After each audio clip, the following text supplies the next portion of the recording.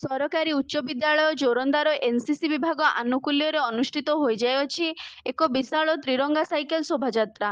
ବିଦ୍ୟାଳୟର ଏନସିସି ଛାତ୍ରଛାତ୍ରୀମାନଙ୍କର ନେତୃତ୍ୱରେ ସ୍କାଉଟ, ଗାଇଡ୍, ଜେଆରସି ଇକୋ କ୍ଲବର ଛାତ୍ରଛାତ୍ରୀମାନେ 13 ମାଇଲ ଛକ ନିକଟରେ ଏକତ୍ରିତ ହୋଇ କାଙ୍କଲୁଣ୍ଡା, ଡିହସାହି, ଜାମୁସରା, ନାଟିମା, ତାରିଣୀ ଛକ, ପଞ୍ଚାୟତ କାର୍ଯ୍ୟାଳୟ, ଜୋରନ୍ଦା ଓ ଗାଦି ମନ୍ଦିର ପରିଭ୍ରମଣ କରି ବିଦ୍ୟାଳୟକୁ ଫେରିଥିଲେ।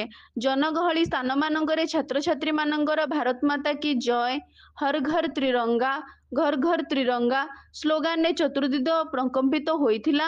ବିଦ୍ୟାଳୟର ଏନସିସି ଶିକ୍ଷକ ଉତ୍ତମ କୁମାର ସାମନ୍ତ ଏହି କାର୍ଯ୍ୟକ୍ରମର ପରିଚାଳନା କରିଥିବା ବେଳେ ଗଜେନ୍ଦ୍ର ମଲ୍ଲିକ, ଶୁଭସ୍ମିତା ସ୍ୱାଇଁ ଓ ମଞ୍ଜୁବାଳା ବେହେରା ସହଯୋଗ କରିଥିଲେ।